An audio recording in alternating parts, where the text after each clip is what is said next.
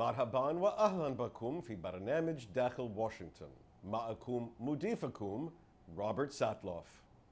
الصور تقشعر لها الأبدان، آباء يتدارعون طلبا للمساعدة، أمهات يحملن صغارا يصرخون بين إدرائهن، أطفال موتى، أبرياء محبوسون وراء أسلاك شائكة، أملهم الوحيد أن يبكوا على قيد الحياة. رأينا هذه الصور على مر الأعوام من بوخنفالد إلى بوزنا، أما اليوم فالصور للعرب أغلبهم من السوريين، وفي حين أن أخبارهم تتصدر عناوين الأنباء اليوم بسبب سيل اللاجئين الذين يحاولون الدخول إلى أوروبا، فإن مشاهدينا في الشرق الأوسط يعرفون أن هذه ليست قصة جديدة. ملايين السوريين والعراقيين وغيرهم تدفقوا بالفعل على الأردن ولبنان وتركيا بحثا عن المأوى. دولة كاملة تنهار، شعب كامل يقضى عليه. هل هذا أحدث مثال لأبشع جريمة في التاريخ، وهي جريمة الإبادة الجماعية؟ لمناقشة الجرائم المروعة في سوريا ضمن سياق الإبادة الجماعية، يسرني أن أرحب بالصحفي الأميركي الذي كان له الفضل الأكبر في لفت أنظار العالم إلى جرائم البلكان. إنه روي غوتمان، المراسل الأجنبي الحائز على جوائز.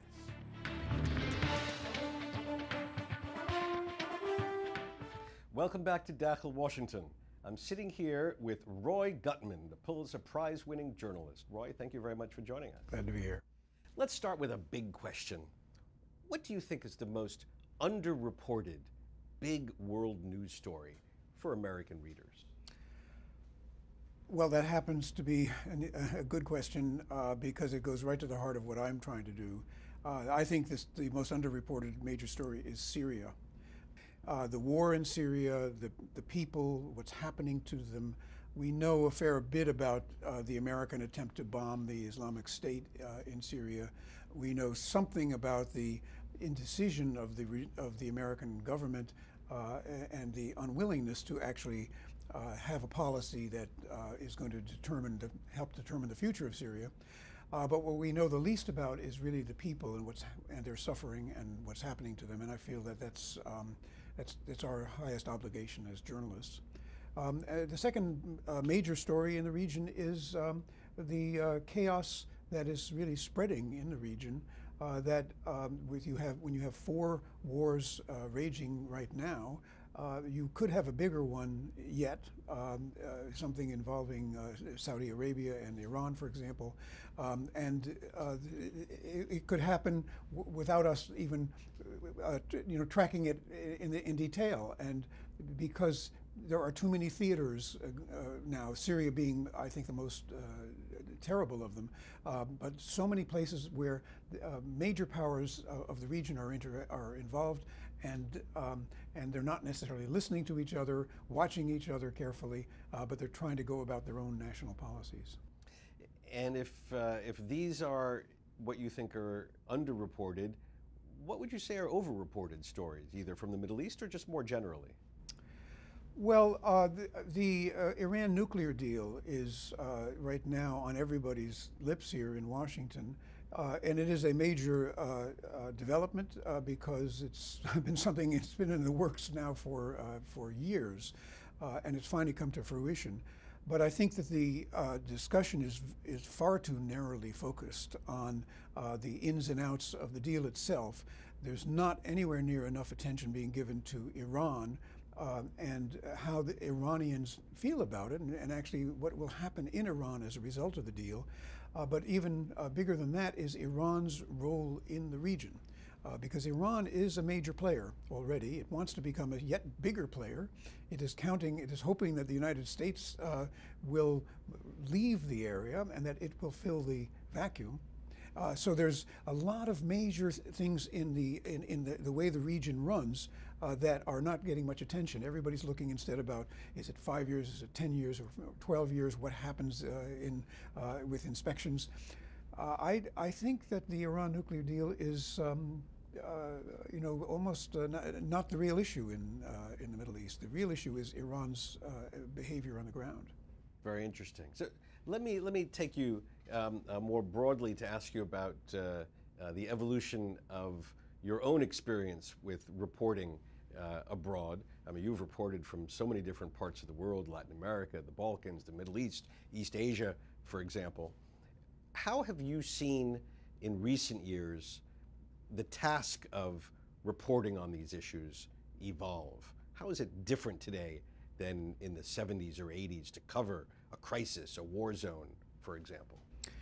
One thing that's changed for the better, without any doubt, is the technology and our access and our ability to file stories, to be in touch with people.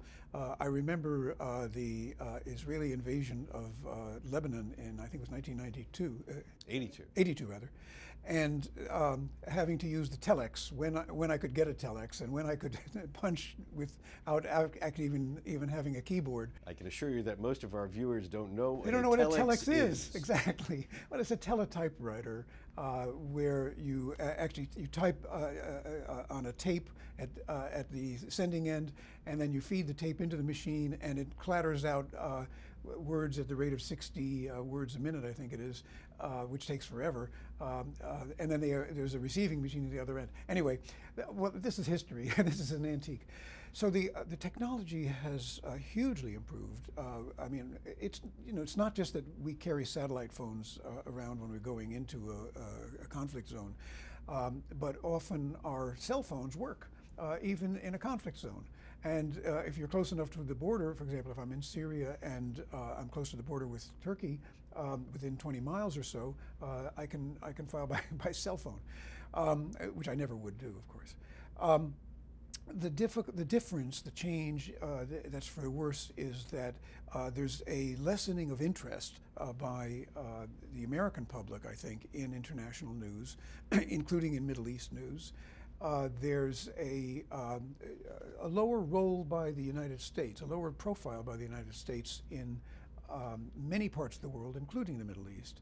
Reluctance to stick our necks out. I think the Iraq War was quite a turning point, and the Obama administration, for example, really doesn't want to play the leading role in many of the conflicts of the Middle East. And so the interest level, for whatever reason, at home is much less. And you really have to work very hard to come up with a story that's going to grab people. But as I say, to me, the very worst thing is the situation of civilians in war zones. This is getting ignored.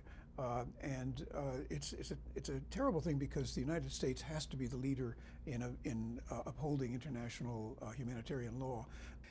But it's sometimes nowhere on the scene.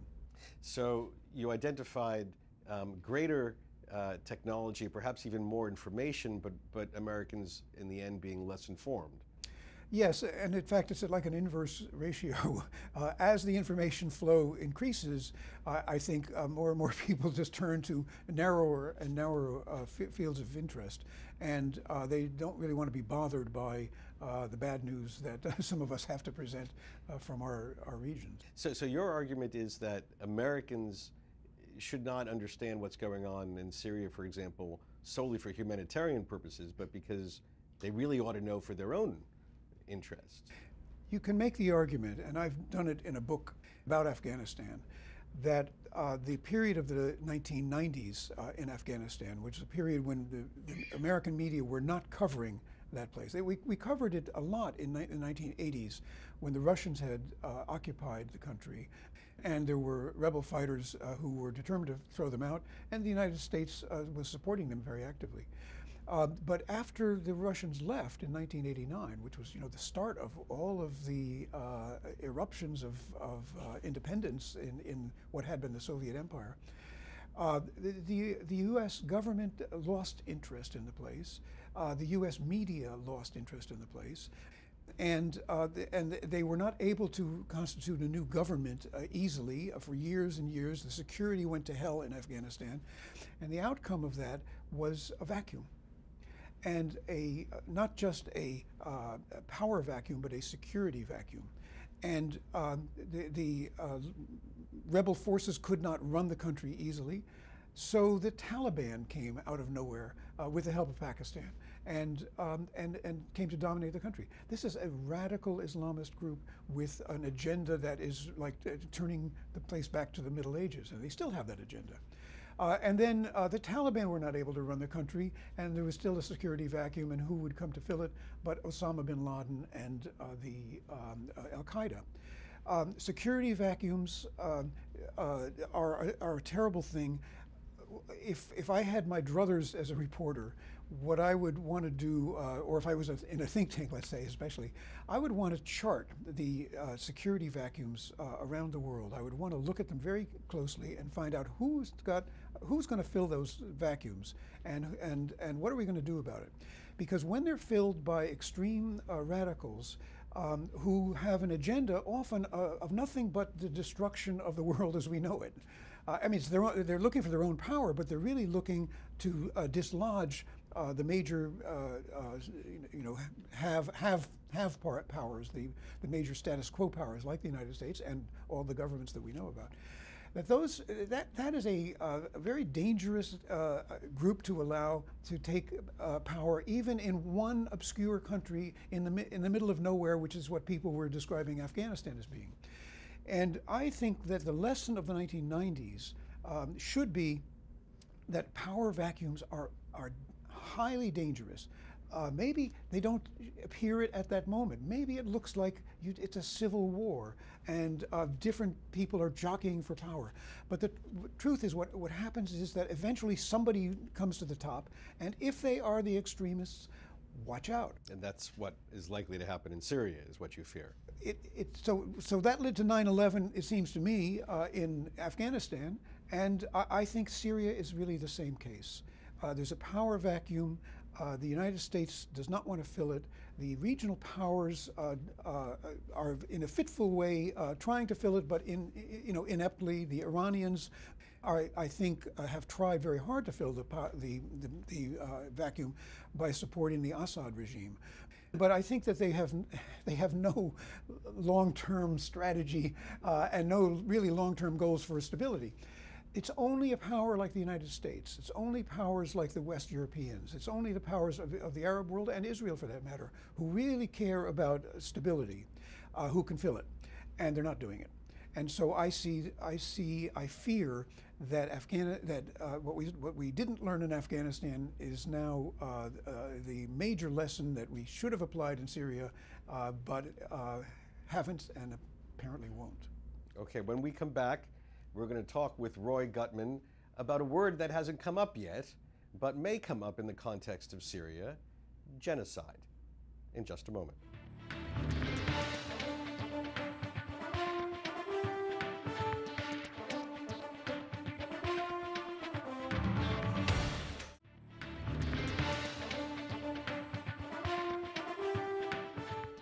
Again, my guest is Roy Gutman. Roy is the Middle East correspondent of McClatchy Newspapers, the third largest chain of newspapers in the United States. This is the latest stint in a storied journalism career that has included reporting from war zones, crisis settings, and hotspots around the world. This included what the Pulitzer Prize Committee called, and I quote, "courageous and persistent reporting that disclosed atrocities and other human rights violations in Croatia and Bosnia-Herzegovina," for which it gave him that coveted award. Prior to joining McClatchy, he served as national security reporter and European bureau chief for Newsday, diplomatic correspondent for Newsweek, and European, State Department, and chief Capitol Hill reporter for Reuters. His reporting has earned numerous awards in addition to the Pulitzer, including the George Polk Award for Foreign Reporting and a special Human Rights and Media Award from the International League for Human Rights. He is the author of several books, including A Witness to Genocide and Crimes of War, What the Public Should Know, co-edited with David Reef. A native of New York City, Roy graduated from Haverford College in Pennsylvania and received his master's degree from the London School of Economics. So before we talk about genocide, let me ask you your views on this. We've talked about how you covered the world. How do you think the world covers America? Adequately or not? Well, I'm now an observer, certainly, of the Turkish media and the Arab media to a lesser extent. And I think they realize that this is a truly important center, and they must have reporting from here. I'm not sure that they are extremely well informed, but that's a function of whether they have access to officials or not. But on the whole, I think it's extensive. I think it's really intensive. I think they're probably covering the United States better than we're covering the rest of the world. And that's actually one of the things I wanted to get at. And if they're doing a good job of reporting, how do you find foreign leaders and foreign elites understanding America? Well, despite a lot of Americans are tired, let's say, of the leading role that the United States has played in the world since World War II. But I don't see any alternative to it. I don't see any single country or any group of countries that are going to replace the U.S. And so everybody, if you take right now the whole battle, the war against the Islamic State, the so-called Islamic State and their caliphate in Iraq and in Syria, you have to ask, who could lead the coalition other than the United States? Who is able to even put together a coalition? Who can manage a coalition? And the answer is unavoidably seems to be the United States. Now, is the U.S. managing it well? Does it really have a strategy? Is it leading? Or is it following and just letting other people strike out? That's a different question. But as to the function that the U.S. plays in world affairs, it's still indispensable. And I think Americans have to be aware that they have this responsibility by virtue of just the nature of American power and the nature of power arrangements and the nature of the world as we have it. Well, let's now take that point about responsibility in America's role and connect it to the concept of genocide. You were so influential in bringing the story of the Balkans to American readers and American attention. In what way is that a similar story to what is happening in Syria? Do you use the genocide word in your discussion of Syria? I don't. Genocide, by my understanding of the definition, is a concerted effort by a state to eliminate or destroy or disable one significant major group of people, by some either religious or ethnic or other standard. And it's almost by design, but often the design doesn't really, the design is something that unfolds in the course of the killings. What is going on with the Assad regime is, I don't think one can call it a genocide at this stage, but there's many, many crimes against humanity. A crime against humanity is something, it's murder, it's mass murder in an organized and in a repetitive way, a systematic way. And that's going on in the sense of, you have the barrel bombing. Barrel bombs are these totally indiscriminate devices. This is just a barrel full of shrapnel and with a trigger and with explosives in it. That's dropped often in civilian areas and destroys whatever it hits and anybody anywhere nearby in a huge explosion. And this is not, we know about what's happening in Aleppo, which is the biggest city in Syria. It's largely destroyed by the regime. But we don't know what's going on in all the other towns of the country because it's just much harder to report. It's hard to report any of these elements. So, the majority of Syrians are Sunni Arabs. The regime is probably comprised now largely of Alawite minority. So you could say that one group is trying to destroy the other group, but the thing is, with a genocide, what I saw in Bosnia was an attempt to wipe out the entire Bosnian nation by the Serb forces.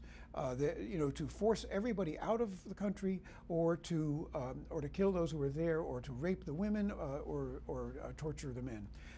And it seemed to me it was really a total policy directed against the people. In Syria, it seems to me this is much more of a reaction to the fact that the government doesn't control very much of the country, and that any part that is controlled by rebel forces is their target. Anyway, there's no question that by any conventional definition of war crimes and crimes against humanity, and the UN Commission on War Crimes has determined this, that these are crimes against humanity. Roy Gutman, thank you very much for joining us on Dakhel, Washington.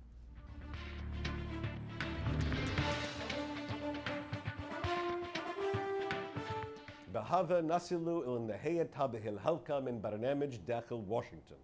إذا كانت لديكم أي استفسارات أو تعليقات حول هذه الحلقة، وخاصة حول استجابة أوروبا لمحنة اللاجئين السوريين، أرجو أن تراسلوني مباشرة على عنوان البريد الإلكتروني التالي insidewashington@alhurra.com.